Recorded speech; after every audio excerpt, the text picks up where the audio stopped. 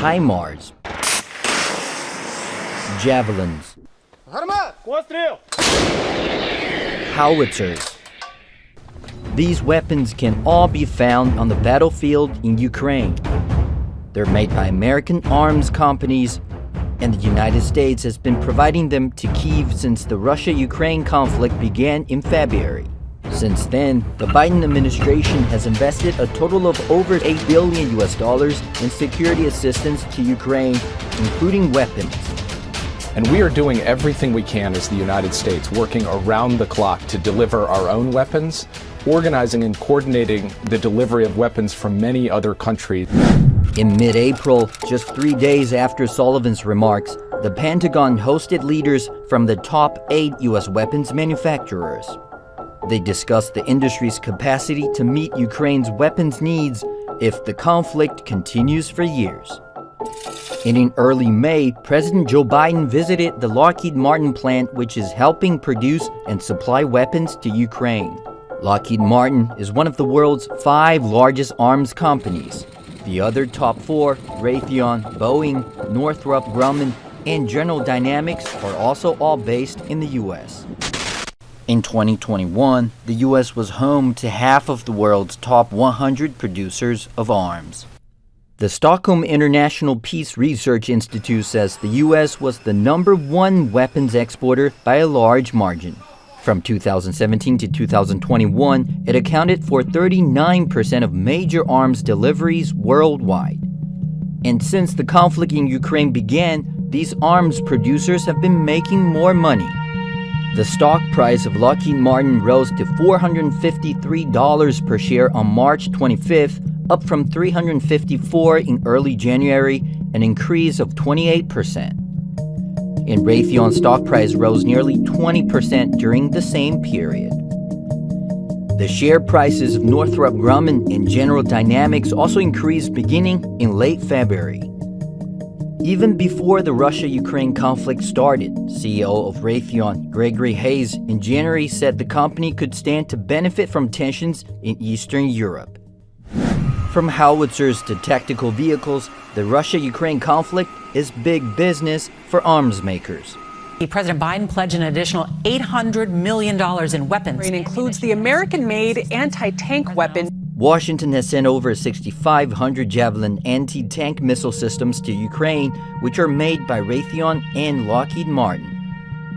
The cost of each missile is about $78,000, and the launcher is another $100,000.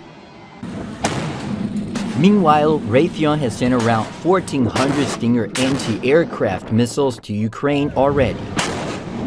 And the company has been granted a $625 million contract to produce 1,300 more to replenish its stocks.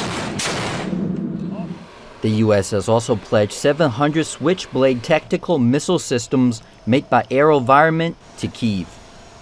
Raytheon knows that they can make a profit out of what it calls defending democracy. I make no apology for that.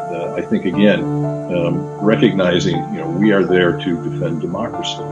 Everything that's being shipped into Ukraine today, of course, is coming out of stockpiles, either at DOD or from our NATO allies. And that's all great news. Eventually, we'll have to replenish it, and we will see a benefit to the business over the next coming years. While some of the weapons being sent to Ukraine are from some countries' existing stockpile, experts say fresher, newly built supplies are also being delivered. As the conflict continues, the United States is granting more aid. In May, Congress approved $40 billion in aid for Ukraine and other countries affected by the conflict.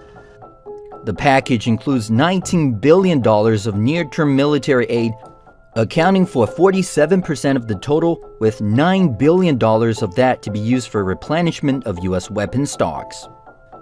The rest of the aid will be used to support U.S. forces in Europe, as well as for global humanitarian relief, international programs, and support to NATO allies.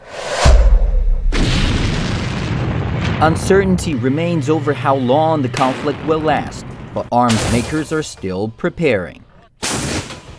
The head of Northrop Grumman, Kathy Warden, has called on Western governments to clearly outline weapons needs for Ukraine. She warned that weapon stockpiles had not been built to service a lengthy conflict. Besides sending weapons to Ukraine, the U.S. State Department in July said it would back the sale of $1.45 billion worth of weapons to NATO allies Estonia and Norway. On July 21st, it also cleared a possible sale of 96 Patriot missiles to the Netherlands. The contract of the Raytheon-made surface-to-air missiles is estimated to be worth $1.2 billion. The two sales have not yet been finalized or approved. As the conflict goes on, military aid from the U.S. and its allies continues to pour into Ukraine. While a prolonged conflict means more suffering for the people in the region, for arms manufacturers and dealers, it means more and bigger business.